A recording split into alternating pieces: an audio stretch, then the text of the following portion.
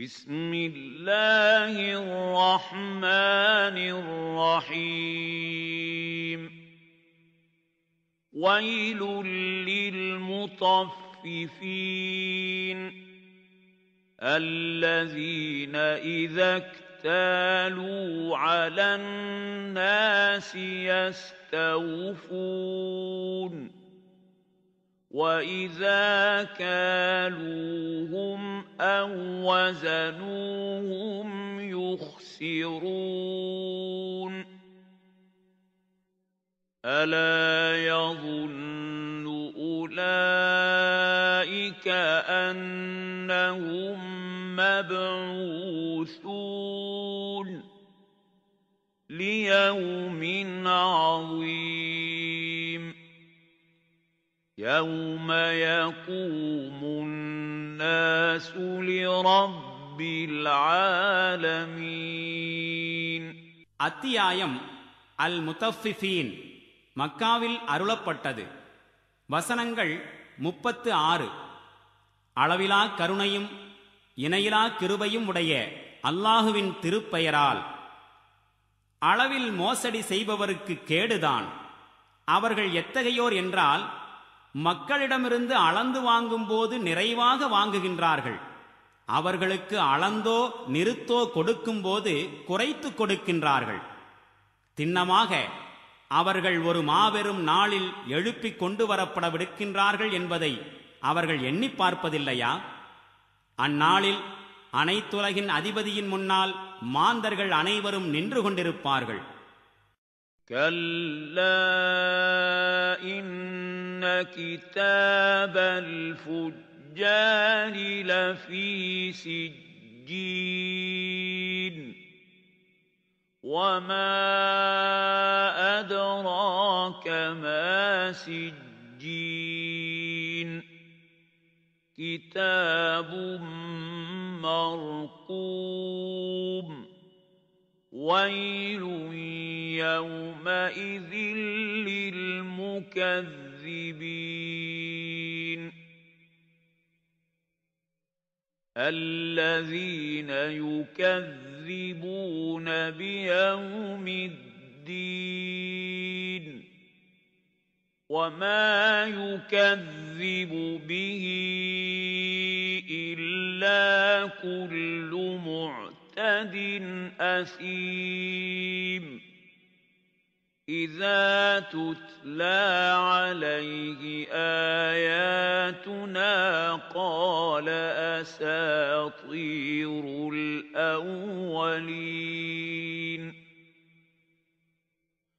كلا بل ران على قلوبهم ما كانوا يكسبون كلا إنهم عن ربهم يومئذ لمحجوبون ثم إنهم لصالو الجحيم ثم يقال هذا الذي كنتم به تكذبون. ஒருபோதும் அவ்வாறில்லை. திண்ணமாக தீயவர்களின் வினைப்பட்டியல் சிறைப்பதிவேட்டில் உள்ளது.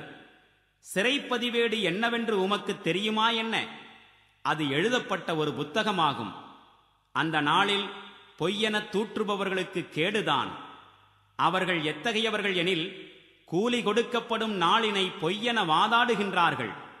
அதை யாரும் பொய்யென கூறுவதில்லை, வரம்பு மீறக்கூடிய தீய செயல்கள் செய்யக்கூடிய ஒவ்வொருவனையும் தவிர. நம்முடைய வசனங்கள் அவனிடம் ஓதி காண்பிக்கப்பட்டால், இவை பண்டை காலத்து கட்டுக்கதைகள் என்று சொல்கின்றான். ஒருபோதும் அவ்வாறில்லை. மாறாக உண்மை யாதெனில், அவர்களுடைய தீய செயல்களின் கரை அவர்களின் உள்ளங்களில் படிந்து விட்டிருக்கின்றது.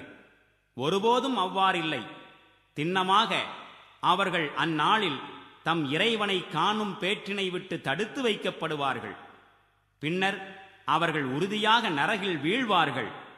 பின்னர் அவர்களிடம் நீங்கள் பொய்யென தூற்றிக் கொண்டிருந்தது இதுதான் என்று கூறப்படும். كلا إن كتاب الأبرار لفي عليين وما أدراك ما عليون كتاب مرقوم يشهده المقربون إن الأبرار لفي نعيم على الأرائك ينظرون تعرف في وجوههم نضرة النعيم يسقون من رحيق مختوم ختامه مسك وفي ذلك فليتنافس المتنافسون ومزاجه من تسنيم عينا يشرب بها المقربون. ஒருபோதும் அவ்வாறில்லை. திண்ணமாக நல்லோரின் வினைப்பட்டியல் மேன்மக்களின் பதிவேட்டில் உள்ளது. அந்த மேன்மக்களின் பதிவேடு என்னவென்று உமக்கு தெரியுமா என்ன? அது எழுதப்பட்ட ஒரு புத்தகம். இறைவனிடம் நெருக்கமான வானவர்கள் அதனை பாதுகாக்கின்றார்கள். திண்ணமாக நல்லவர்கள் பேரின்பத்தில் இருப்பார்கள். உயர்தரமான சாய்வு இருக்கைகளில் அமர்ந்து பார்த்து கொண்டிருப்பார்கள். அவர்களின் முகங்களில் சுகவாழ்வின் பொலிவை நீர் கண்டறிவீர். முத்திரையிடப்பட்ட மிகச்சிறந்த மதுபானம் அவர்களுக்கு புகட்டப்படும். அதன் மீது கஸ்தூரி முத்திரை பதிந்திருக்கும். போட்டியிட்டு முந்திக்கொள்ள முயல்பவர்கள் இதனை அடைந்து கொள்வதில் முந்திக்கொள்ள முயலட்டும். மேலும் அந்த பானத்தில் தஸ்னீம் கலந்திருக்கும். தஸ்னீம் அது ஒரு நீரூற்று. இறைவனுக்கு நெருக்கமானவர்கள் அதன் நீருடன் மது அருந்துவார்கள். إن الذين أجرموا كانوا من الذين آمنوا يضحكون وإذا مروا بهم يتغامزون وإذا انقلبوا إلى أهلهم انقلبوا فكهين وإذا رأوهم قالوا إن هؤلاء لضالون وما أرسلوا عليهم حافظين فاليوم الذين آمنوا من الكفار